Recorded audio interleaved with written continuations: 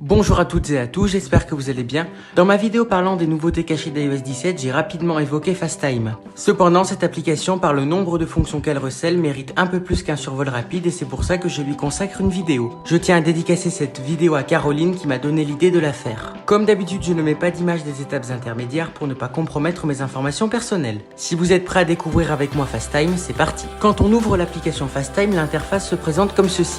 Sur le centre haut de notre écran, nous pouvons voir deux gros boutons. Le bouton de droite s'appelle Nouveau FaceTime et permet d'appeler un interlocuteur en particulier. Le bouton de gauche, quant à lui, s'appelle Créer un lien et permet, comme son nom l'indique, de créer un lien pour permettre à des personnes n'ayant pas FaceTime de rejoindre l'appel. Si nous glissons notre regard dans l'angle tout en haut à gauche de notre écran, nous pourrons nous rendre compte qu'il y a un bouton appelé Modifier. Si vous cliquez dessus, vous pourrez modifier des informations relatives à votre profil, dont notamment votre photo, mais également la confidentialité de ce dernier. Vous pouvez vous demander où apparaîtra votre historique d'appel, il se glissera sous les deux gros boutons. Pour supprimer un appel de l'historique, rien de plus simple, faites glisser l'appel vers la gauche. Maintenant que nous savons de quoi est constituée l'application, rendons-nous dans nos réglages FaceTime pour régler les paramètres associés. Les deux premiers paramètres sur lesquels nous allons tomber, ce sont des paramètres relatifs aux appels. Le premier paramètre, baptisé appel reçu, permettra de déterminer comment s'affichera un appel FaceTime.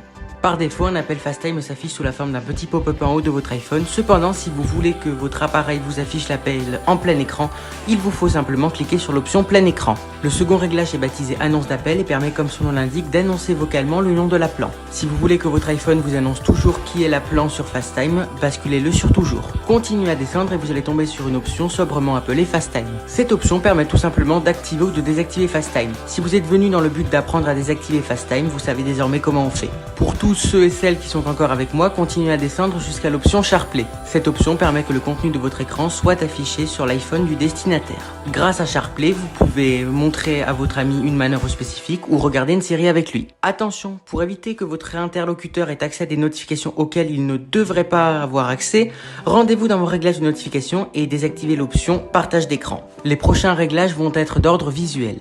Le premier réglage d'ordre visuel est appelé personne qui parle et permet de mettre en avant, ou plutôt en surbrillance, la personne qui est en train de parler. La seconde option est appelée live photo sur FaceTime et permet de savoir si votre interlocuteur aura accès à des live photos. Pour petit rappel, une live photo est en fait une minuscule vidéo d'environ 3 secondes dans le but d'animer l'image. Si vous désactivez cette option, votre interlocuteur ne verra qu'une image statique. La troisième et la dernière option d'ordre visuel est appelée contact visuel.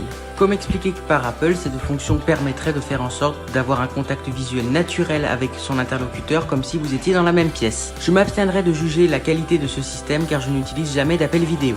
Enfin, la toute dernière option intéressante selon moi est l'option appel d'inconnu silencieux. Comme son nom l'indique, elle permet de mettre les appels FaceTime de personnes que vous ne connaissez pas en silencieux. Cela peut être bien utile si vous voulez éviter les distractions au maximum. Gardez à l'esprit que si c'est important, on vous laissera un message. En plus, maintenant on peut avec iOS 17. Avant de conclure cette vidéo, je tiens à répondre à une question que vous ne manquerez certainement pas de me poser. Pourquoi tu ne parles pas de la personnalisation et de la confidentialité du profil alors que cette option se trouve dans les réglages FaceTime depuis iOS 17.2? Tout simplement par le fait que je ne voyais pas l'intérêt d'en reparler une deuxième fois étant donné que j'en avais déjà parlé pendant mon tour d'horizon de l'application. J'ai rencontré un bug concernant la modification de ma fiche de contact FaceTime. Quand je modifie mon nom et que j'enregistre les modifications, cette dernière ne s'applique pas. Si vous faites ce genre de manœuvre, n'hésitez pas à me dire si ça marche pour vous. À l'époque où j'enregistrais cette vidéo, la procédure de modification de la photo n'était pas très claire, mais maintenant c'est bien mieux, donc je vais vous l'expliquer rapidement. Rendez-vous sur votre fiche FaceTime et puis cliquez sur modifier juste en dessous de la photographie. Ensuite, cliquez sur ajouter tout en bas à droite et sélectionnez la source que vous voulez utiliser pour avoir votre photo. Ensuite, sélectionnez la photo qui vous intéresse ou prenez-en une. Ensuite, vous n'avez plus qu'à valider votre choix. On va vous demander de confirmer 2 fois avec un gros bouton situé en bas de l'écran. C'est normal parce qu'on vous montre la photo sous 2 angles différents, une format circulaire et une grand format. Une fois que c'est fait, vous n'avez plus qu'à cliquer sur terminer et le tour est joué. A noter que ces correctifs auraient pu se trouver dans la description, mais j'ai décidé de changer de méthode. Dites-moi ce que vous préférez, le making of ou la description. J'espère que cette vidéo vous a plu. Si tel est le cas, n'hésitez pas à la liker, à la commenter, à la partager et à vous abonner. Pour toute suggestion, question, remarque, les commentaires sont là pour ça. Moi, je vous souhaite de bonnes fêtes. Ciao!